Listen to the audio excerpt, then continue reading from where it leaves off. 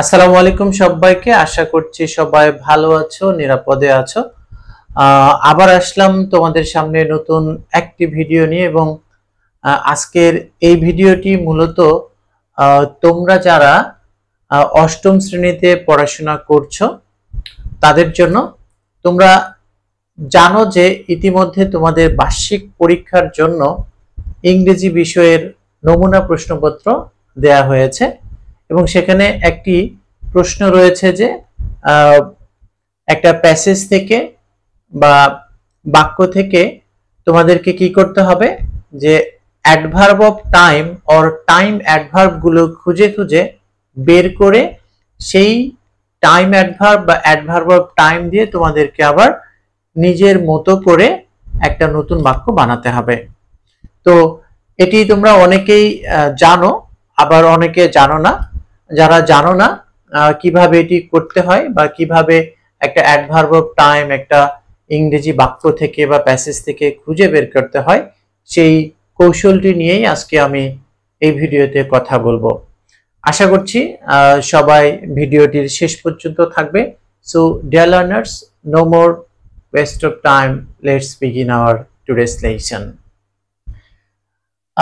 Deer learners, তোমরা দেখতে পাচ্ছ যে এখানে আমি তিনটা বাক্য লিখেছি ইংরেজি, এবং এই তিনটা বাক্য থেকে নিয়ম অনুযায়ী আমরা কি খুঁজে বের করব?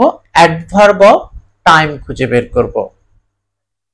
তো অ্যাডভার্ব অফ টাইম একটা বাক্য থেকে খুঁজে বের করার জন্য তোমাদের যেটি করতে হবে, যে বাক্যের যে মূল ভার্বটি রয়েছে, এই প্রথম কাজটি আমাদের করতে হবে যে বাক্যের যে মূল ভার্বটা রয়েছে, এই যে মূল verb I shall meet my friend tomorrow, আমি আগামীকাল আমার বন্ধুর সঙ্গে সাক্ষাৎ করব বা দেখা করব, এই বাক্যের যে মূল ভার্বটা আছে এখানে মিট রয়েছে। এই মিট ভার্বকে যদি আমরা হোয়েন দ্বারা প্রশ্ন করি, কি দ্বারা? হোয়েন দ্বারা। হোয়েন মানে কখন।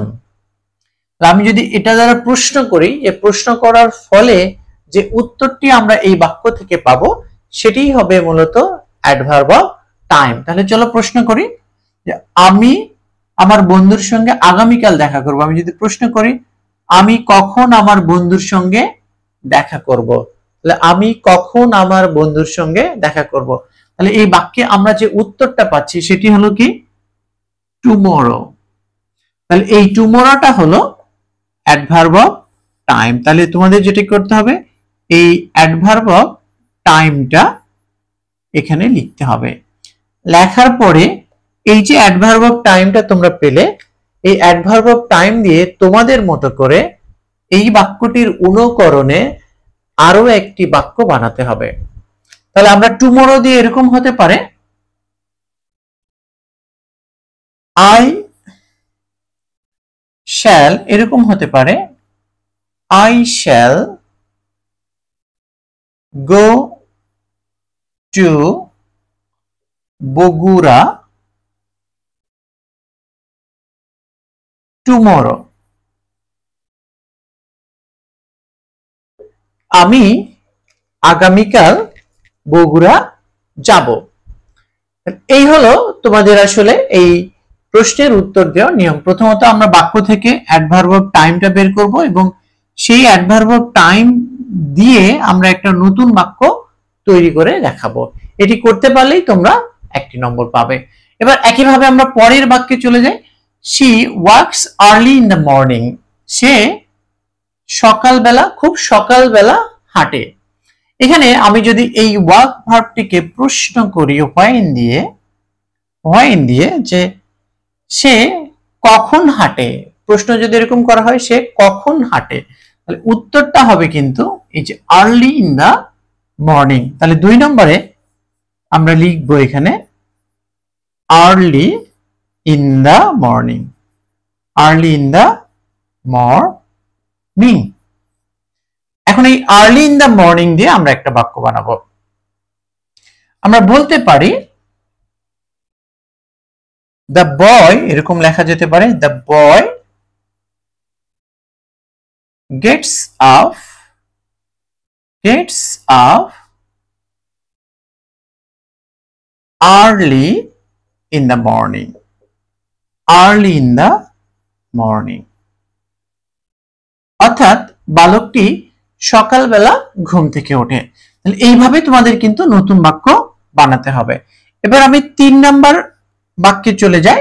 3 নাম্বার বাক্যে কি রয়েছে? 2 days ago they went to Dhaka. দুদিন আগে তারা ঢাকায় গিয়েছিল।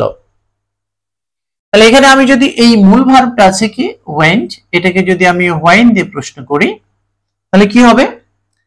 তারা কখন ঢাকায় গিয়েছিল? কখন ঢাকায় গিয়েছিল? 2 days ago, 2 দিন আগে। তাহলে 2 days ago এটি হচ্ছে adverb of time. 2 days ago, তাহলে এই যে 2 days ago এটি হলো অ্যাডভার্ব। এই অ্যাডভার্ব দিয়ে এখন আমরা বাক্য বানাবো। 2 days ago, তাহলে I এরকম হতে পারে met my friend, met my friend 2 days ago, অর্থাৎ আমার বন্ধুর সঙ্গে আমি 2 দিন আগে দেখা করেছিলাম। ডিয়ার লার্নার্স, প্রিয় শিক্ষার্থীরা, তোমরা নিশ্চয়ই বুঝতে পেরেছো যে একটা বাক্য থেকে বা একটা প্যাসেজ থেকে কিভাবে তোমরা অ্যাডভার্ব অফ টাইম গুলো বের করবে। খেয়াল রাখতে হবে হোয়াইন দ্বারা আমরা কি করব? মূল ভার্বকে প্রশ্ন করব এবং প্রশ্ন করে যে উত্তরটি পাবো that will be the adverb of time, এবং সেই অ্যাডভার্ব অফ টাইম দিয়ে তোমাদেরকে you have to make your own sentence, you have to make a new sentence, তোমাদেরকে একটা নতুন বাক্য বানাতে হবে ঠিক এইভাবে। যদি তোমরা এটি পারো তাহলে প্রত্যেকটার বিপরীতে একটি করে নম্বর পাবে এবং এরকম 5টা তোমাদের অ্যাডভার্ব অফ টাইম বা টাইম অ্যাডভার্ব তোমাদের প্যাসেজ থেকে কিংবা সেন্টেন্স গুলো থেকে বের করে লিখতে হবে। আশা করছি dear learners you have understood how to find out adverb of times from a passage or a sentence. যদি ভিডিওটি ভালো লাগে তাহলে বন্ধুদেরকে শেয়ার করে দেখার সুযোগ করে দিবে। আবার দেখা হবে নতুন কোনো ভিডিওতে। All the best.